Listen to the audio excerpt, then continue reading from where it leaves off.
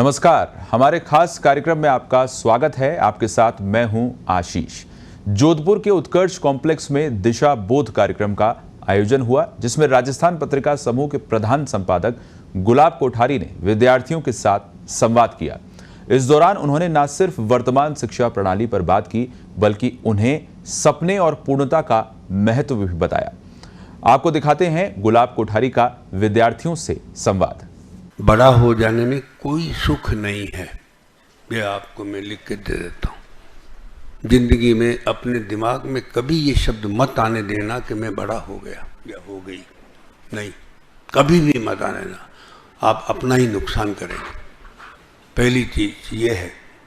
और दूसरी चीज ये है कि अब आप जीवन की उस देहरी पर खड़े हो जहां आपको एक नए आकाश की ओर छलांग लगानी है।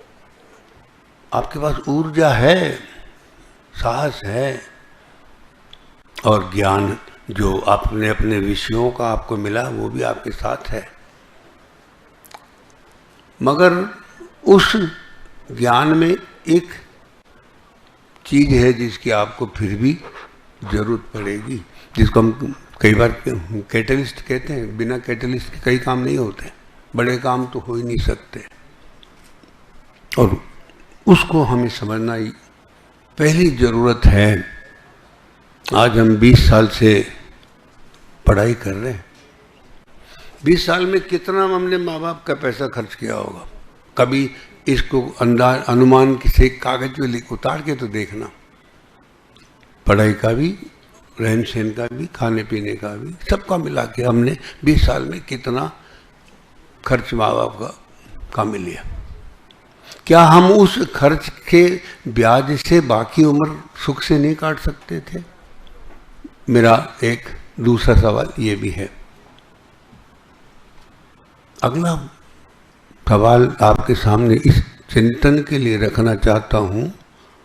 इस सब के बदले मैंने अपनी जिंदगी के भी तो पूरा ब्रह्मचर्य आश्रम खपा दिया। भविष्य के निर्माण का, फाउंडेशन का 25 साल का वो जो मेरा पीरियड ईश्वर ने दिया, वो भी मेरा पूरा इसमें लग गया। क्या सपना लेकर आगे बढ़ रहे हैं हम लोग? क्या बनना चाहते हैं? ये सब को खर्च करके, ये सारा इन्वेस्टमेंट है। मैं इसको खर्च गलत बोल गया हूँ। ये इन्वेस्टमेंट है मेरा। मेरी जिंदगी के 25 साल भी मेरा इन्वेस्टमेंट है। माँ बाप ने जो खर्चा वो भी इन्वेस्टमेंट है। इस इन्वेस्टमेंट के साथ मेरा सपना क्या है? मुझे क्या बनना है? कहाँ पहुँचना है? लक्ष्य क्या है? पेट भरना लक्ष्य नहीं हो सकता। पेट तो बिना पड़े भी भर रहे हैं, जानवर भी भर रहे हैं। मेरा लक्ष्य, इतना इन्वेस्टमेंट करने के बाद क्या मुझे केवल पेट भरना है? इस पर मैं करबद्ध निवेदन करता हूँ हर एक से। आपकी जिंदगी का इससे महत्वपूर्ण प्रश्न आपके लिए कुछ भी नहीं होने वाला। अपने लिए तय करो, मुझे क्या बनना, मुझे क्या बनना, मुझे क्या बनना है, नंबर 1। और बनकर मुझे क्या लौटाना है। बनने का कोई अर्थ ही नहीं अगर आप जब तक किसी को लौटाओगे नहीं, तब तक बनने का भी कोई अर्थ नहीं है। मैं कुछ भी बनूं, करोड़पति, अरबपति, कुछ भी बन गया, कोई अर्थ नहीं है। अर्थ जब होगा जब मैं समाज को लौटाऊंगा, देश को लौटाऊंगा, माँ बाप को लौटाऊंगा, किसी को तो लौटाऊंगा। अभी जो टेक्नोलॉजी हम हाथ में लेके घूम रहे हैं, उसने हमारे जीवन को बांध रखा है और हम घूम रहे हैं उसके साथ। कितनी टेक्नोलॉजी, कहाँ कहाँ से हम चल पड़े, कहाँ से आए हैं। मेरे को तो याद ही नहीं कि जब हाई स्कूल पास की थी, मेरे गांव में पोस्ट ऑफिस में एक टेलीफोन होता था और उसमें भी पोस्ट मास्टर साहब हेलो जयपुर यूँ करते रहते थे। कोई आवाज़ नहीं आ रही, घंटों नहीं आती थी। उस टेक्नोलॉजी से निकले, हम देखते कितनी आई और कितनी ऑब्सोलीट होती चली गई। ये याद रखें, हमारा जीवन भी कि एक दिन ऑब्सोलीट होने वाला है। इसको भी याद रखना, ताज़ा रखना दिमाग में। यानी मेरे पास बहुत लिमिटेड टाइम है जिसमें मैं कुछ अचीव करने की बात सोच सकता हूँ या सोच सकती हूँ, पर वो मुझे अचीव करना है। मेरे जीवन की सार्थकता उसके बिना हो नहीं सकती। आप में से कोई मुझे कुछ ऐसे सपनों पे काम करता हुआ दिख रहा हो, मुझे बताना कि हम क्या उस सपने को पूरा करने के लिए क्या कर रहे हैं। क्यों? क्योंकि सपना पूरा कौन कर रहा है और सपना देख कौन रहा है, ये दोनों अलग अलग प्रश्न है, अलग अलग धरातल है। और ये सिर्फ हिंदुस्तान में समझ में आएगा। बाहर की किसी किताब में, किसी देश में चाहे कितना भी विकसित हो, नहीं समझ में आएगा। आप भाग्यशाली हो, हम भाग्यशाली हैं, हिंदुस्तान में पैदा हुए। हमारी कमजोरी है, अज्ञान है कि हम नकल उनकी करने की कोशिश कर रहे हैं जो दुख पा रहे हैं। और हम भी अगर नकल करेंगे तो हमारी वही गति होगी जो उनकी आज हो रही है। आज वो सब भारत की ओर लौटने की तैयारी कर रहे हैं।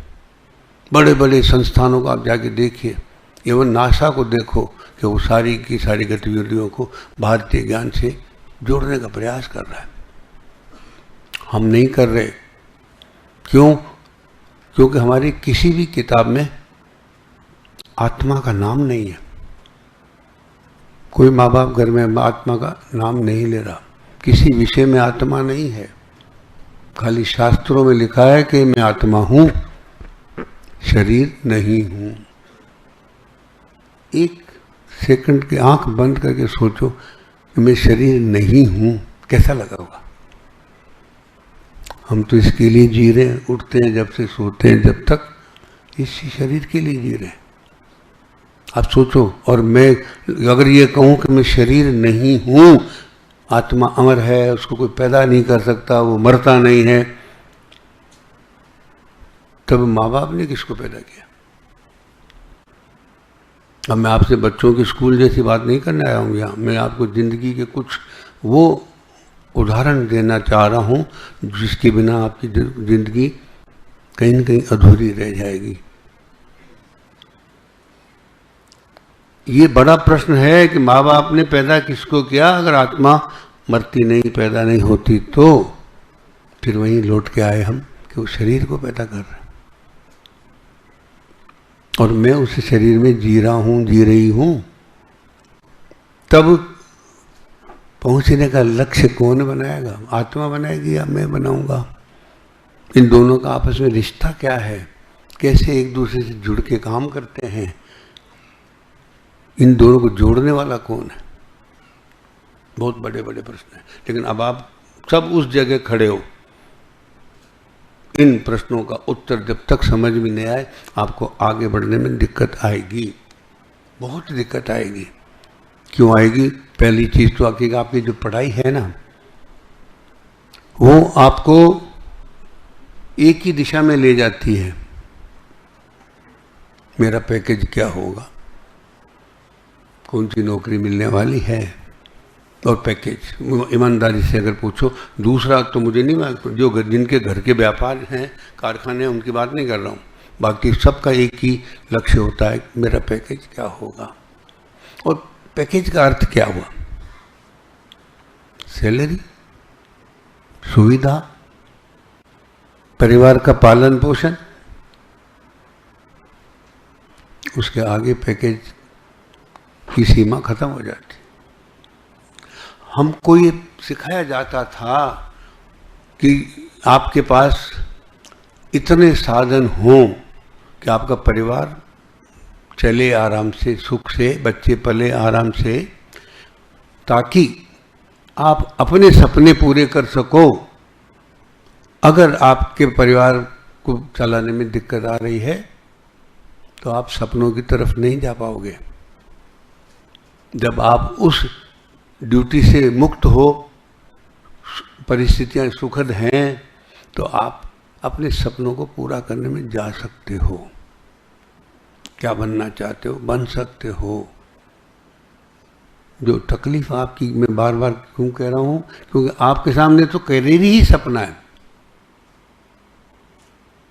इस पढ़ाई की सबसे बड़ी कमजोरी है, इसको आप ईमानदारी से मन में बिठाना, चिंतन करना, शाम को कभी सोने से पहले आंख बंद करके 10 मिनट सोचना, खुद से बात करना, खुद के बारे में कि मेरा क्या, एक एरिया में डॉक्टर बन गया तो पूरी उम्र डॉक्टर ही मेरा सपना हो गया, या इंजीनियर मेरा सपना हो गया, साइंटिस्ट मेरा सपना हो गया, या व्यापारी मेरा सपना हो, ये नहीं, ये तो मेरे साधन हैं, जीवन यापन के साधन है।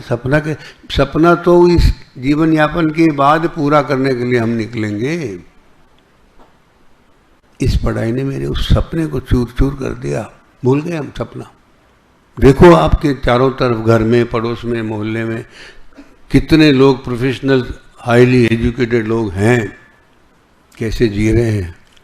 उनका वो कैरियर ही सपना है, उसके बियॉन्ड कोई सपना ही नहीं है। कहिए, मैं इस जगह सहमत नहीं हो सकता कि मेरी जिंदगी पेट भरने के लिए पैदा हुई और उसके लिए मुझे इतने साल माँ बाप का इतना पैसा लगाना पड़ा। अपनी जिंदगी की 25 साल की उम्र तो करोड़ों स्पीशीज की होती ही नहीं है। कोई 2 साल में मर जाता है, कोई 15 साल में मरता, कोई 25 साल में मरता होगा। जीव इतने 100 साल तक जीने वाले जीव ही कितने हैं। उतना इम्पोर्टेंट टाइम जिंदगी का हमने लगाया, इन्वेस्ट किया, और मेरा सपना कैरियर के अलावा कुछ भी नहीं बना। मैं इससे गंभीर प्रश्न आज भी आपकी ज़िंदगी में दूसरा नहीं देख सकता हूँ, नहीं देख पा रहा हूँ, बल्कि ये भी कह सकता हूँ क्योंकि इस पढ़ाई ने बांध दिया मुझे। मेरे जो चिंतन के धरातल थे, सहस्त्र शीर्षा, चारों तरफ चिंतन का मेरा मार्ग था, उसको बंद करके एक दिशा में बांध दिया। उसको शरीर के साथ जुड़ गया, आत्मा का बाद रास्ता वो भी बंद हो गया। तब मैं विकास की परिभाषा कैसे तय करूं? आपने कहा उत्कर्ष का अर्थ क्या? वो कर्ष जो शब्द है, कर्ष का अर्थ भी कर्षण है, संघर्ष है। इसी से कृषि शब्द बनता है, इसी से कृषक बनता है। आप ये शब्द तो संघर्ष के ही हैं। जो तपना नहीं जानेगा, अग्नि ऊपर उठती है, इसलिए तपना पहली जरूरत है। पानी नीचे गिरता है, उसको तपने की जरूरत नहीं है।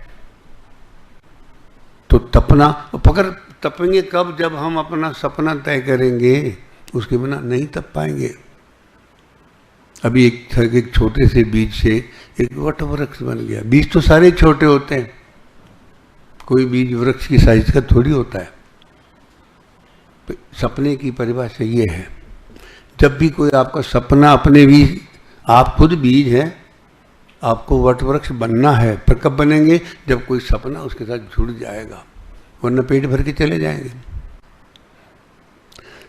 एक कल्पना करने के लिए एक चीज आपके सामने और छोड़ना चाहता हूं। मैं शरीर हूं, सॉरी शरीर नहीं हूं, मैं आत्मा हूं। क्या अर्थ हुआ इसका? मेरे शरीर में आत्मा आई, शरीर खत्म हो गया, आत्मा चलेगी, दूसरे शरीर में चली गई, ये भारतीय दर्शन कहता है। तो मेरा शरीर तो क्या है? यात्रा का रास्ता है, जीव का। बहुत गहराई से ये भारतीय दर्शन की गहराई है कि मेरा शरीर जो है वो मेरा यात्रा मार्ग है। ये पूरा होगा, दूसरा शरीर, तीसरा, चौथा, पांचवा, आगे से। मैं नहीं मरता। इस जगह अब हम सबको समझना है जीवन को, कि वो जो बीज है उसको वट वृक्ष बनना, हम में से हर एक को वट वृक्ष बनना है। तो वृक्ष कब बनेगा बीज? जब वो जमीन में गड़ने को तैयार हो जाएगा। उसके अलावा कोई रास्ता है? ये भी मैं जानना चाहता हूं। क्या हम में से कोई जमीन में गड़ के जीने को तैयार है? नहीं है। फिर हम वृक्ष बनने का सपना कैसे देख सकते? ये भी एक सवाल है जिस पर हमें सोचना है कि मुझे बनना है या नहीं बनना। कोई बीज अपना फल नहीं खाता, ये ईश्वर का नियम है। बीज लगा के चला गया, पेड़ आएगा, पीछे से कौन नई पीढ़ी आएगी तो फल नई पीढ़ी खा रही है। पेड़ पता नहीं कितने साल लेगा बड़े होने में और फल पता नहीं कितने साल बाद लगेंगे। तब तक हम और नए पेड़ लगाते चले, आगे बढ़ते चले गए, पीछे वाले पेड़ के फल कब कौन खाएगा, ये तो समझना। बीज कभी अपने फल की कामना नहीं करता, और जो बीज अपने फल खाना चाहता है वो पेड़ नहीं बन सकता। हमको ये सिखाया जाता था कि जो माँ बाप आपके लिए छोड़ गए बस वो आपके लिए है। चाहे धन छोड़ गए, चाहे यश कीर्ति छोड़ गए, कुछ भी छोड़ गए, वो आपका है। जो आप कमा रहे हो वो आपका नहीं है। वो उस बीज के जैसे है कि बीज का जो फल है ना वो आपका बीज का नहीं है। मैंने जो अर्जित किया वो मेरे संतान के पास जाना चाहिए। और मैं अगर बड़ा बन सकता हूं तो शहर को मिले, राज्य को मिले, राष्ट्र को मिले। ये मेरी क्षमता पर, मेरे संकल्प पर निर्भर कर कि मैं कितना बड़ा बन सकता हूं। उतने ही बल लगेंगे, उतने ही लोगों को छाया भी आप दे सकते हो, उतने ही पक्षी आपके यहाँ आके रात को अपने घोंसले भी बना सकते हो। पता नहीं क्या क्या होगा। बड़ा बनने का अर्थ तो कई है, किस किस रूप में आप किसको क्या दे सकते हो। पर प्रश्न ये है कि पहला संकल्प ये भी होगा कि मुझे खुद के लिए नहीं जी सकता। हमको हमें से किसी को ही नहीं सिखाया गया। हम तो खुद ये चाहते हैं कि मुझे भी 2 लाख 4 लाख रुपए मैंने का पैकेज मिले और आराम से गाड़ी AC लगाएं, गाड़ी मकान बंगला हो गया, बच्चों को अच्छी स्कूलों में पढ़ाएं, खत्म हो गई बात। पर इसका निष्कर्ष क्या निकला कि बच्चे हुए, पढ़ा दिया और हम भी चले गए। तो दूसरे प्राणियों में हम में अंतर क्या रहा, सिवाय इसके कि हमने अच्छा खाया है, अच्छे मकान में रह लिए। पर बच्चे उनके भी हुए, वो भी उम्र पूरी पा करके और अपने हिसाब से चले गए। उन्होंने भी किसी से भीख नहीं मांगी, ध्यान रखना। उन्होंने किसी से अपेक्षा नहीं रखी कोई मेरी आके मदद करेगा। हम आज भी अपेक्षा रखते हैं। आज भी मुझे लगता है यार इनके पास चल रहा है 4-4 मर्सिडीज वाला, मेरे पास मोटरसाइकिल है, कैसे काम चलेगा। मन में लगता है यार ईर्ष्या होती है। इसको देखें बात को, तो हमारा मन इतना छोटा क्यों। और अगर मेरे मन में ईर्ष्या है, अगर मेरे मन में अपेक्षा का भाव है, अगर मेरे मन में लगता है कि कुछ अभाव है मेरे जीवन में, मुझे ये भी चाहिए, ये भी चाहिए। किसको चाहिए? जो अभावग्रस्त होता है उसको चाहिए। जिसके अभाव नहीं है उसको कुछ नहीं चाहिए। ये दोनों में बड़ा अंतर है। और जिसको चाहिए वो कभी सुखी हो ही नहीं सकता। वो हमेशा लगा रहेगा किसी न किसी, आज ये आ गया तो कल ये चाहिए, ये आ गया तो अब ये चाहिए। उसकी जिंदगी उस अभाव की पूर्ति में पूरा हो जाएगा। जबकि मैं अपने लिए जीने का अधिकारी नहीं, क्योंकि मैं हूं ही नहीं ना। सबसे बात समझ लो कि जो अभाव है वो मेरे शरीर की वजह से मेरे जीवन में आ रहा है, और कोई कारण नहीं है। खाने की भी जरूरत है तो इससे आ रही है, सुख की जरूरत इससे आ रही है, नींद की जरूरत इससे आ रही है, और किससे सारी जरूरत जो जिसके पीछे हम भाग रहे हैं, जिसके कारण हम अच्छा पैकेज ढूंढ रहे हैं, सिर्फ शरीर है। और ये हमको पश्चिम ने सिखाया है, समझ लेना इस बात को। इस देश की ये स्थिति नहीं थी। यहाँ कोई गरीब आदमी भी रात को भूखा भी अगर सोता है तो वो सुख से सोता है। चल ईश्वर तेरी जैसी मर्जी है। जब आप समझिए इतना सहनशील और इतना गंभीर चिंतनशील व्यक्ति इस देश का रहा है। हमको ये भीख मांगना, अभावग्रस्त हो जाना, खुद के लिए जीना, शरीर को प्रधानता देना, भोग दृष्टि जो मिली है, ये सारी इस पढ़ाई के साथ आ रही है हमारे जीवन में। कभी नहीं थी। आज हम एक दूसरे की मदद करने को तैयार नहीं। मैं घर से 100 रुपये लेके आऊँ कैंटीन में, आज मुझे कुछ खाना है, तो बहुत मुश्किल है कि मैं उसमें से 20 रुपये किसी दूसरे को कह दूँ यार तेरे पास नहीं, पिताजी ने दिए होंगे, आज तू आजा मेरे साथ बैठ। बहुत मुश्किल काम है किसी दूसरे के लिए कुछ देना बिना अपेक्षा भाव के। हम उसको तो देंगे कि आज मैं खर्चूंगा, कल ये इसकी चाय पिला देगा, ये पिला देगा मुझे, वहाँ तो मैं भी दे दूंगा, बिना अपेक्षा भाव के। आवश्यक नीडी आदमी के लिए हमारे हाथ से भी छूटता नहीं है। बहुत गहराई से समझना इस बात को। जब शरीर मेरा नहीं है, ईश्वर पैदा कर रहा है, आत्मा मेरी नहीं है, ईश्वर पैदा कर रहा है, तो मुझे धरती पे भेजा किसी और कारण से, तो ये जब मैंने शरीर छोड़ दिया तो मेरा रिश्ता किसके साथ था, मुझे तो ये भी नहीं समझ में आया। इससे टेक्नोलॉजी ने मुझे इस शरीर से और ज़्यादा जकड़ दिया, चाहे वो आपका इंटरनेट है, चाहे वो आपका मोबाइल फ़ोन है, चाहे टीवी है, आजकल सोशल मीडिया हो गया, अब तो 5G चल रहा है, आर्टिफिशियल इंटेलिजेंस ज़िंदगी में आने वाला है। हम शरीर को भी भूलने वाले हैं। मैं आज आपको नई बात आप लिख लो आज मेरे से, थोड़े दिनों में हम अपने शरीर को भूलने वाले हैं। भूलना शुरू हो गया है। आपने पता नहीं कितनों ने नोटिस किया, मीडिया में जो खबरें आ रही है, आप उनको पढ़ो। दो नुकसान बहुत बड़े हो रहे हैं आपकी इस जनरेशन के सामने। एक नुकसान, हम अपने जेंडर को भूलने लग गए। कभी बुरा मत मानना, मैं अब कभी सोचना, साथ बैठ के डिस्कस करके देखना कि ये क्या हो रहा है। हमारे ज्ञान में, हमारी किताबों में हमारे सब्जेक्ट इतने इंडिपेंडेंट हैं कि जिसमें इंसान की चर्चा गायब हो गई, है ही नहीं। उस ज्ञान को अप्लाई करना सिखाया नहीं, किसी पुस्तक में नहीं सिखाया जा रहा, कोई टीचर भी नहीं सिखाता। पढ़ा गया 2+2 4 चला गया, उसको पता नहीं कि कौन सा स्टूडेंट के क्या काम आएगा, उसका भविष्य क्या है, कैसे उस ज्ञान को काम में लेगा या लेगी, कोई लेन देन नहीं उसका। मेरा ज्ञान, मेरा जो विषय है, सब्जेक्ट है यूनिवर्सिटी के कॉलेजों में, बिल्कुल इनडिफरेंट हो गए जीवन से, उनका कोई लेन देन नहीं है। वो प्योर सब्जेक्ट हैं, यूँ मान के चलिए 100%, जिसमें इमोशन नहीं है, सेंटिमेंट नहीं है और मानवता भी नहीं है। आप यूनिवर्सिटी के अंदर अपने घरों में आप खुद ही देखो, 5-5, 7-7 बच्चे एक साथ जाते हैं, इकट्ठे हो, चाय पीते हैं, बातें करते हैं, चले जाते हैं। हम आपकी उम्र में थे तो शायद इतने शरीफ नहीं थे। हम आपको ये कहना चाहते हैं, हमको लगता था दिमाग में, यार ये सामने गए, लड़की से बात कर रहा हूँ मैं, कुछ न कुछ होता था, कुछ। मैं ईमानदारी समझो मेरी बात को, कहाँ गया वो? उसके लिए मेरे अंदर एक मैनहुड, वुमनहुड चाहिए।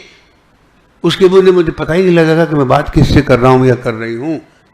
ये सेंस शरीर से। अब मैं हंगरी में एक सभा में ये बोलने लगा तो कुछ एक बुजुर्ग महिला नाराज हो गई कि ऐसी बातें आपको सभा में नहीं करनी चाहिए। सही हो, कहते मैं आपसे आके बाद में आके मिलूंगी, इतनी कड़ी हुई सच्चाई आप ऐसी बड़ी सभा में बोल रहे हो।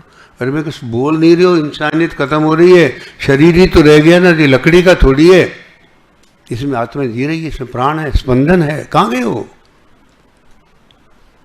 बहुत बड़ी तकलीफ से गुजर रहे हैं हम। और उसके बाद ये जो वर्क फ्रॉम होम अब नया एक आ गया, 8-8, 10-10 घंटे बच्चे इंटरनेट पे बैठे, स्क्रीन पे बैठे, लॉक्ड। उस 8-10 घंटे में उसको अपने जेंडर का ध्यान नहीं है। ये और दूसरी बात समझना मेरी तरफ से, न लड़के को पता है कि मैं लड़का हूं, न लड़की जानती है मैं लड़की हूं, बस स्क्रीन पे लॉक है और लगे हुए हैं। रात को 9 बजे 10 बजे किसी को फ़ोन किया, मेरे एक पिज़्ज़ा भेज देना, और माँ बाप ने खाना बनाया, वहाँ को जाता ही नहीं है, पड़ी किचन में रोज, और अपने खाया, फिर काम में बैठ गए। कभी मेरे कहने से मीडिया रिपोर्ट देखें, इंटरनेशनल रिपोर्ट देखें, इनके साथ क्या बीत रहा है। अभी लास्ट वीक मेरे ख्याल से पत्रिका में खबर थी कि इन सब बच्चियों को माँ बनने में दिक्कत हो रही है। इसका कोई उत्तर देने कोई समझ ही नहीं रहा इस बात को। एक हफ्ता भी नहीं हुआ, मैं हो सकता है 4-5 दिन पहले की खबर होगी। उसके 4-5 दिन पहले दूसरी खबर थी कि सरिस्का के अंदर जो टाइगर सेंचुरी हमारी है, उसमें कई सालों से एक ही परिवार है टाइगर का। तो जो जितनी भी फैमिली राइज हो रही है, फैल रही है, वो एक ही जनरेशन है, एक ही परिवार की है, और उसके अंदर कई बीमारियां पैदा हो गई। दूसरे 3-4-5 तरह के और टाइगर आने चाहिए, तो ये हमारी वर्ण संकरता का इससे बड़ा उदाहरण कहाँ से लाएंगे हम। वहाँ भी है बाजरे के अंदर, अगर हमने उसको संकर बाजरा पैदा किया तो उसमें इर्गिड लग गया, खाने लायक नहीं रहा। आप इस पर भी विचार करना। किसी भी चीज में जितने हमने विज्ञान में सिवाय क्रॉस ब्रीड के कोई है ही नहीं, बचा ही नहीं कुछ भी। उसी को ये डेवलपमेंट कह रहे हैं। अनाज हो, जानवर हो, पशु पक्षी, पेड़ पौधे, सब के ऊपर एक ही एक्सपेरिमेंट होता है कि हम इन दो को मिला कि तीसरा कैसा नया लाएं, और वही सबसे बड़ा घातक निकलता है। चाहे दवाइयों को देखें, बीमारियों को देखें, हमको इन सब पे थोड़ा सा विचार करने की बहुत सीरियसली ज़रूरत है। आज हिंदुस्तान की दुनिया भर में ये IVF के इतने सारे अस्पताल कहाँ से खुल गए और क्यों खुल गए?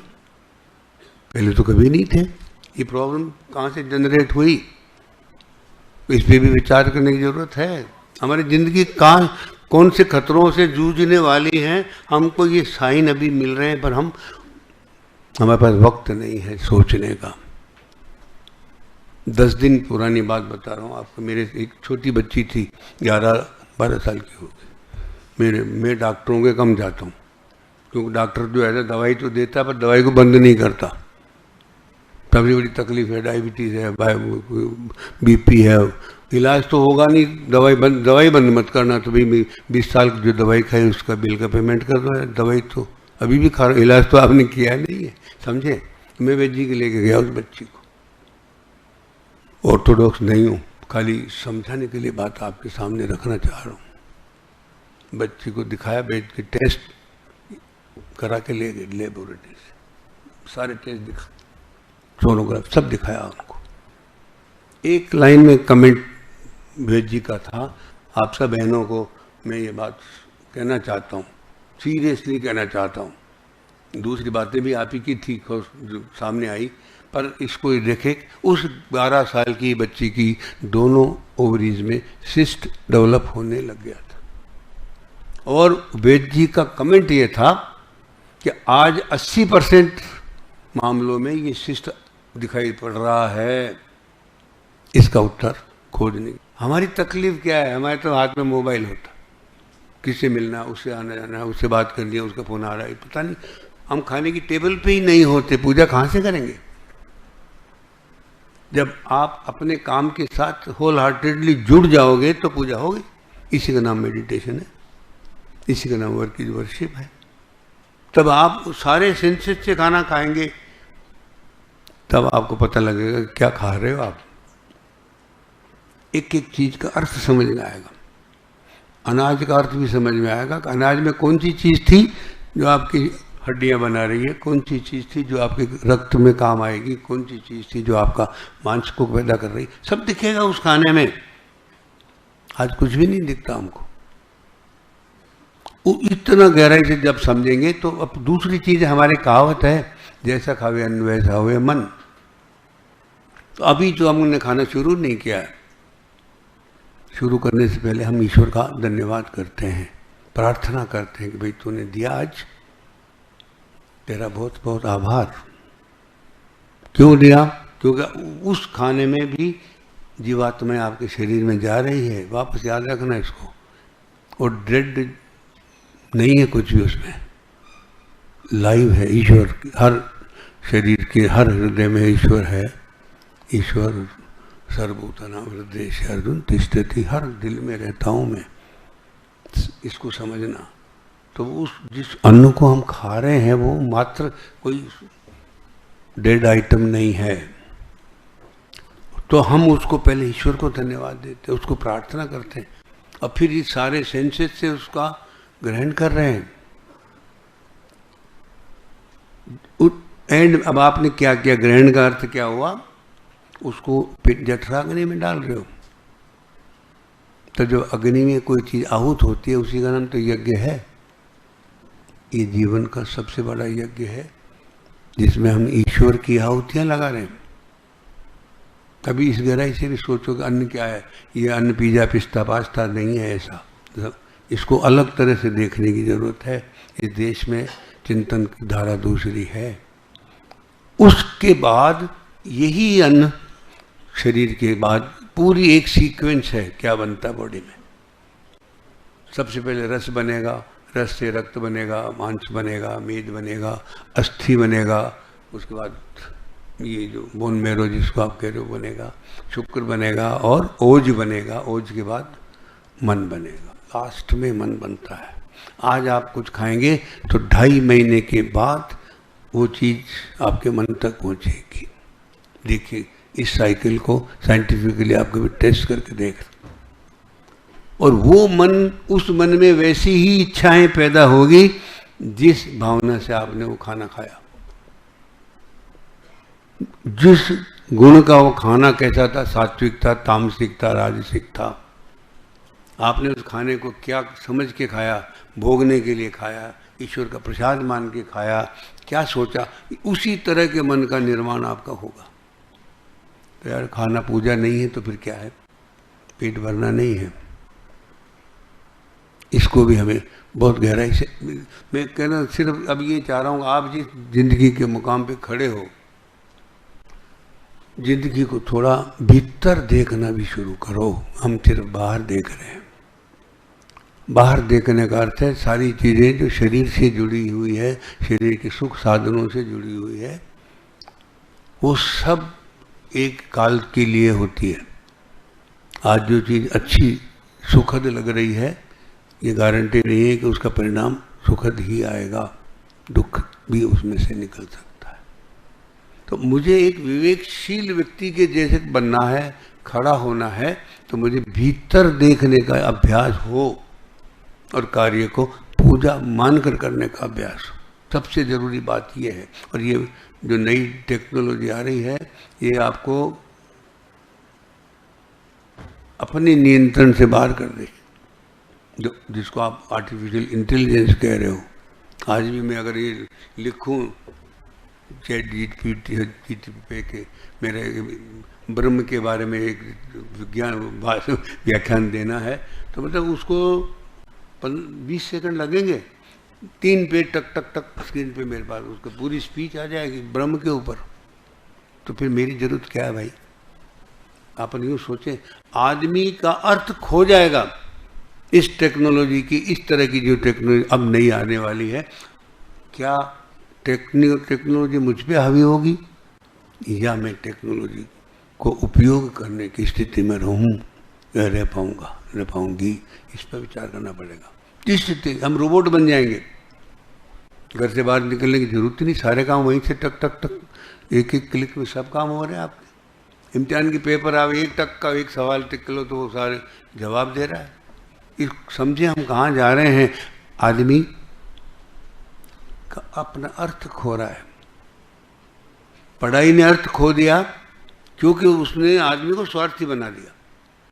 मैं अपनी चिंता करता हूँ, पड़ोसी की चिंता नहीं। चिंता तो आप छोड़ दीजिए, पड़ोसियों का तो नाम भी याद नहीं होता कि हमारे पड़ोस में रहता कौन है। समझिए इस बात को।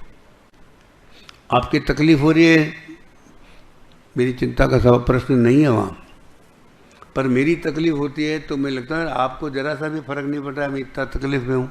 अरे भाई आप कहाँ थे जब मैं देखिए फर्क ये है, हमारा अपेक्षा भाव कम नहीं हुआ, लेकिन हमारा देने की आदत नहीं पड़ी। इस पढ़ाई ने हमारे को इतना छोटा कर दिया कि मैं जब आँख खुलती है जब से सोऊं जब तक किसी न किसी अभाव की पूर्ति में व्यस्त हूँ।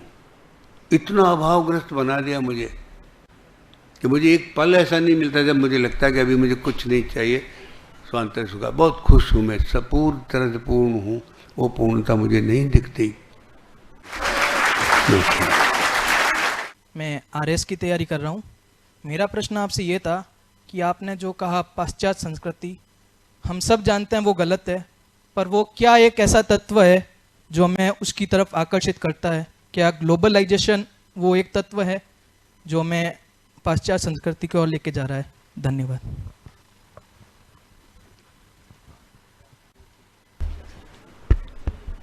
ये उत्तर जो है शास्त्रों का है, हमारे सामने कभी आता नहीं है। आपने देखा कि पृथ्वी 2 हिस्सों में बटी है, नॉर्थ और साउथ हेमिस्फीयर आप उनको कह रहे हैं। ठीक उसी तरह हमारे शास्त्र कहते हैं कि पृथ्वी वर्टिकली भी 2 हिस्सों में बटी है, जिसको हम ईस्टर्न और वेस्टर्न हेमिस्फीयर कह रहे हैं। शास्त्र कह रहे हैं कि जो ईस्टर्न हेमिस्फीयर है वो गर्म प्रदेश है और उसका जो इस देवता इंचार्ज जिसको आप कह रहे हो, अधिष्ठाता कह रहे हो, इंद्र है। जो वेस्टर्न हेमिस्फीयर है उसका अधिष्ठाता वरुण है, शीत प्रदेश है। और यज्ञ कैसे होता है? जब अग्नि में सोम की आहुति हो रही है।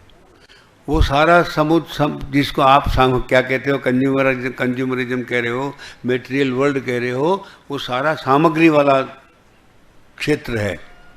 वो सामग्री सदा अग्नि में आहुत होने वाली होती है, दमन रखना। तो वो भोग संस्कृति शुद्ध, और ये आत्मा के साथ जुड़ा हुआ प्रदेश। ये आधा वर्टिकल इधर का जो ग्लोब है, सारे देशों को आप देखिए, वहाँ आत्मा की चर्चा मिलेगी आपको, और वहाँ सिर्फ शरीर पे चिंता है सारा कंप्लीट। एक छोटा सा उदाहरण देता हूँ,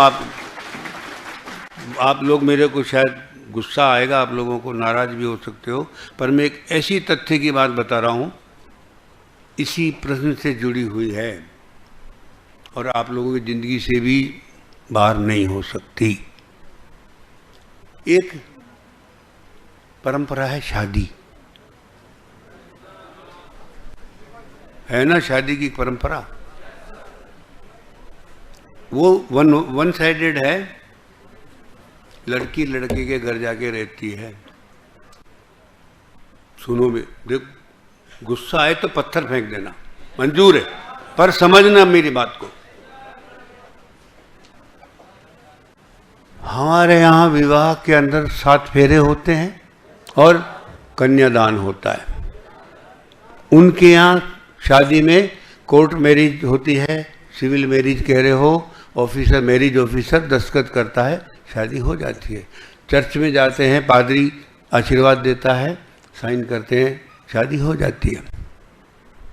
उनका वैवाहिक जीवन कैसा बीत रहा है, हमारा कैसा बीतता रहा है बोल रहा हूँ, क्योंकि आज हम भी जो उस नकल में जा रहे हैं ना, उनका वैसा ही हो गया है।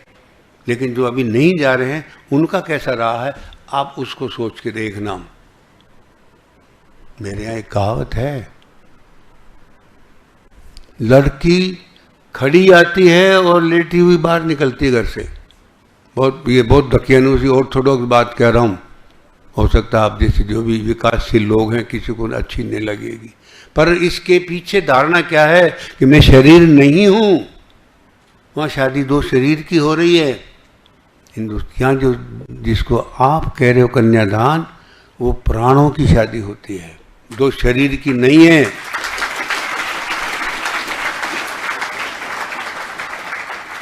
क्यों होती है ये भी समझ लो। स्त्री के शरीर में बीज नहीं होता, वो धरती होती है, पुरुष बीज होता है। पिता के जब पुत्र होता है तो वो बीज ट्रांसफर हो जाता है, कन्या होती है तो बीज ट्रांसफर नहीं होता। देखिए, मैं विज्ञान की बात कर रहा हूं, समझना। तो वो बीज कहाँ है, वो प्राण कहाँ है जो कन्या के शरीर में आने चाहिए थे, वो पिता के शरीर में रुक ठहर जाते हैं। पुत्र के तो आ गए, आगे से आगे गए, पुत्र के नहीं आए। कन्यादान का अर्थ यह है कि मंत्रों के द्वारा, जो हम देवताओं को मंत्रों के द्वारा उपासना कर रहे हैं, तर्पित कर रहे हैं, वो पिता के प्राण शिफ्ट किए जाते हैं और हस्बैंड के प्राण के साथ जोड़े जाते हैं।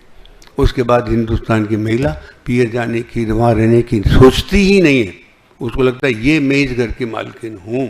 आप कभी इस बात को सोचना, आती है जब नया लगता होगा, सब पराए हैं, पता नहीं कौन सा घर जा रहा, कौन मिलेगा, सब है, वो दुनिया में सब जगह होता है। लेकिन वो घर की मालकिन बन के जाती है, लौट के नहीं जाती। मुझे एक भी उदाहरण नहीं दिखा पाओगे आप इसको कहीं। और पुत्र के बीज में 7 पीढ़ियों के जीन्स रहते हैं, ये आज का सारा विज्ञान सर्टिफाई कर चुका। हम कहते हैं हमारे विवाह का रिश्ता 7 पीढ़ी का है। क्यों? इसलिए है कि उस बीज में 7 पीढ़ियां हैं, वही पत्नी के शरीर में ट्रांसफर होकर साथ जा रही है, और वही हस्बैंड उसी पत्नी के शरीर से पुत्र बन के निकल रहा है। कभी गहराई से सोचना, इन चीज़ें मजाक नहीं है, इसमें तपस्या है।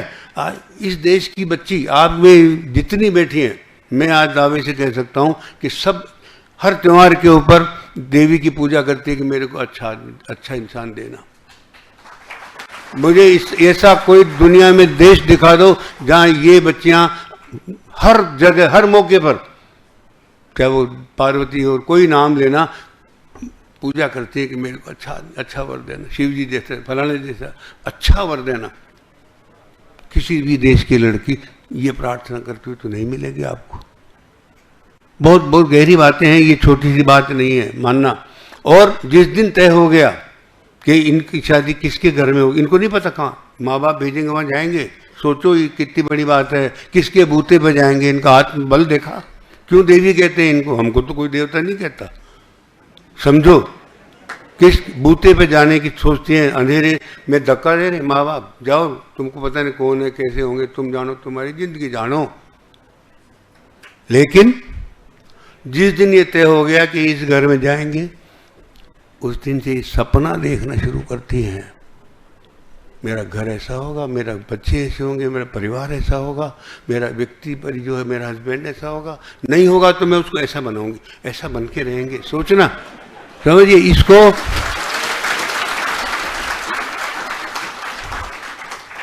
ये इस देश की नारी की ताकत है कि वो अपने पति की मूर्ति को गढ़ के वैसा बना देती है।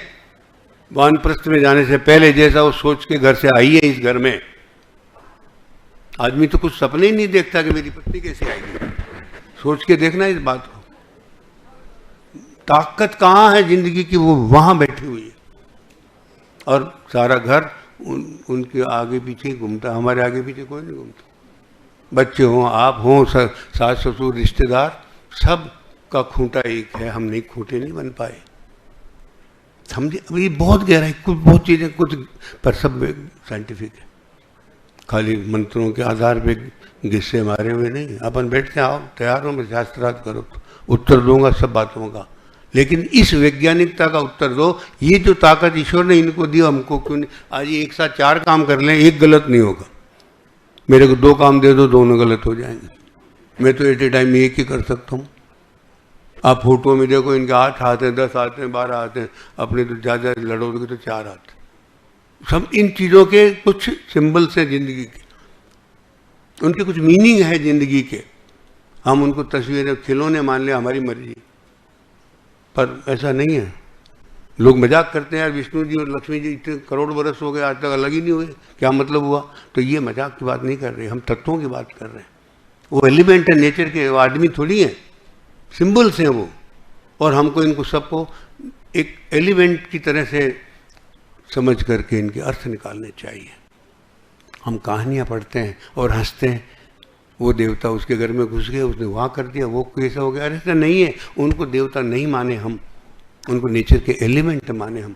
आज साइंस भी तो मानती है कि 108 हो गए, 108 कितने एलिमेंट हो गए, रोज ने एक एलिमेंट के बाहर निकाल लाते। क्यों?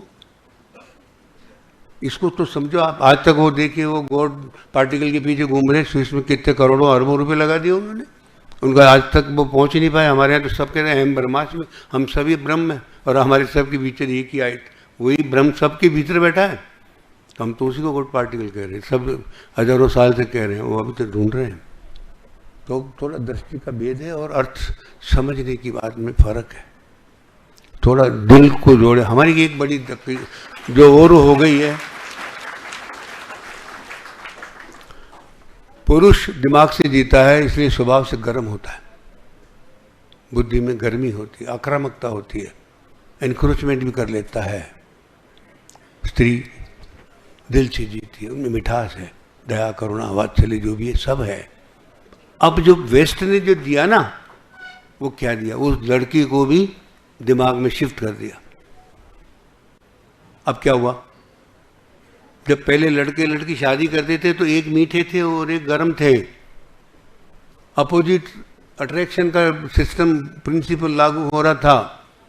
अब दोनों गर्म हो गए तो रिपल्शन हो गया। अब समझ लो कि क्यों डिवोर्स इतने आराम से ज़्यादा होने लगे घरों में, दोनों सेम पोलैरिटी पे आ गए। उसको आप लोग समझ के अपनी पोलरिटी को बिल्कुल मत बदलने देना, मजबूत महिला बन के रहना और खूब अच्छा करोगे, ये मेरी जिम्मे गारंटी देता हूँ। चलो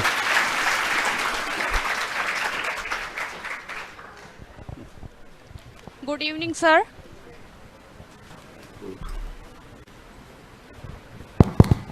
good evening sir, good evening everyone. मेरा नाम कायनात पठान है और मैं Maulana Azad Muslim teachers training college BEd first year की छात्रा हूँ। सर मेरा ये क्वेश्चन है कि हम आज के 2-4 साल बाद सब अपने अपने क्षेत्र में अपनी अपनी जिम्मेदारियां संभालेंगे, तो सर हम किस तरह आपके जैसा आध्यात्मिक सुलझा हुआ और किसी भी विषय पे गहरा चिंतन करने वाला व्यक्तित्व अपने अंदर विकसित करें कि आज के कुछ सालों बाद जब हम किसी भी क्षेत्र में जाएं तो अपनी जिम्मेदारियों का ईमानदारी से निर्वहन कर सकें समाज के प्रति। तो सर ये मेरा प्रश्न है। Thank you. वो तो आपका खुद के जीवन का जो संकल्प है ना कि मुझे क्या बनना है, कैसा बनना है, कहाँ पहुँचना है, बस ये उसी के साथ चलेगा। अगर हम बिना किसी संकल्प के चलेंगे तो जैसा हवा के साथ चलते चले जाएंगे, जिधर हवा ही चलेंगे। लेकिन संकल्प के साथ अगर हम जिएंगे, हर परिस्थिति में हम मजबूती से खड़े रहेंगे, हमको कोई हिला नहीं पाएगा। और ध्यान रखना, मेरी जिंदगी अगर अच्छी तरह मुझे जीना है, अपने हाथ में रखकर वो पूरी स्वतंत्रता के साथ जीना है। अगर मेरी जिंदगी किसी दूसरे के हाथ में दे दी तो हम परतंत्र हो गए, ध्यान रखना। इसलिए हमारी जो अभी फिर एक सवाल आएगा, मैं पहले जवाब दे देता हूँ कि हमारे यहाँ विज्ञान, ये जो शादी की परंपरा है, उसमें शादी के बाद वो दो रहते ही नहीं है, एक हो जाते। बाहर एक नहीं होते, दो ही रहते हैं, बस बहुत बड़ा अंतर है ये। जिस दिन हम भक्ति की, यही भक्ति है, हमारी ज़िंदगी भक्ति है, हमारी ज़िंदगी पूजा है, इसलिए वहाँ वो सब नहीं है। और वो जो प्रश्न आप कर रहे हैं वो भी वहाँ संभव नहीं, वहाँ है, यहाँ नहीं है, क्योंकि यहाँ संकल्प के साथ जी रहे हम। जहाँ संकल्प नहीं है वहाँ नहीं है, वहाँ रास्ता नहीं है, भटकाव है। सर मेरा नाम डॉक्टर नगेंद्र शर्मा, न्यूरोसर्जन। 2 शब्द लिखे हुए, दिशा और बोध। इस 2 शब्दों ने मेरी जिंदगी बदली। इसका मैं एक एग्जांपल छोटा सा आपके सामने पेश करता हूँ। मैं 1984 में बॉम्बे हॉस्पिटल पहुंचा न्यूरोसर्जरी का कोर्स करने। 10 दिन के बाद मैंने जाके डॉक्टर भगवती साहब, जो कि लीजेंड पर्सनैलिटी थे, मैंने कहा सर मेरे से न्यूरोसर्जरी नहीं होगी, ये बहुत कठिन सब्जेक्ट है, बहुत कठिन कार्य है, मैं नहीं कर सकता, इसलिए मुझे आप इजाज़त दें तो मैं वापस मेरे राजस्थान लौट जाऊँ। 3 प्रश्न उन्होंने किए, 3 प्रश्नों ने मेरी जिंदगी बदल दी। आप क्या सोच करके किस डिग्री को लेने के लिए बॉम्बे आए, आपकी दिशा क्या है, और उस दिशा के पीछे सपना क्या है, और उस सपने को पूरा करने के पीछे आपका बोध क्या है? क्या आप जानते हैं इस चीज को? क्या आप जानते हैं इस चीज को कि जिस दिन तुम डिग्री लोगे, क्या डिग्री लेने आए हो? मैंने कहा सर मैं MCH डिग्री लेने आया हूं। कितने अक्षर की डिग्री है? मैंने कहा साहब 2.5 अक्षर की डिग्री। डॉक्टर नगेंद्र, ये 2.5 अक्षर तुम्हारी जिंदगी बदल देंगे। पहले अपनी दिशा को तय करो कि तुम न्यूरोसर्जन बनना चाहते हो या नहीं। नहीं बनना है, जाइए।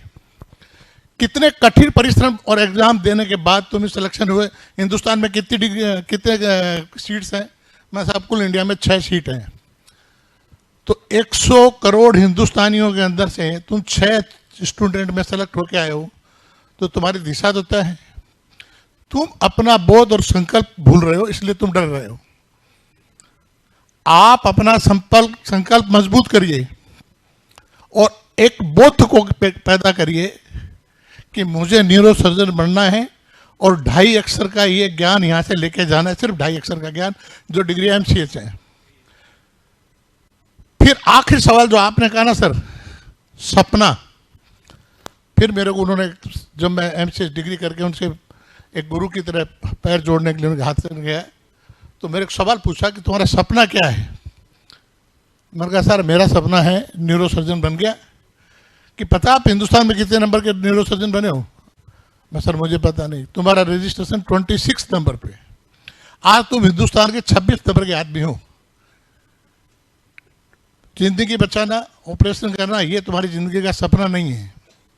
ये कभी मत सोचना कि तुम जिंदगी में न्यूरोसर्जन बन के पैसा कमाओगे, बहुत बड़ा नाम कमाओगे, ये तुम्हारी जिंदगी का सपना नहीं है। मैं डॉक्टर भगवती तुम्हें ये बात कहता हूं। तो मैंने कहा सर मुझे ज्ञान बोध दीजिए कि मैं क्या करूं। जिस दिन तुम्हारे ज्ञान का प्रसारण तुम्हारे कर्म क्षेत्र यानी पैसा कमाने के अलावा दूसरी जिंदगियां बचाने में काम आए, उस दिन समझ लेना कि डॉक्टर भगवती ने एक शिष्य पैदा किया और उसने सपना पूरा किया। डॉक्टर साहब मेरा अनुरोध है, कोई प्रश्न है तो आप धनी भाई साहब से पूछ लें।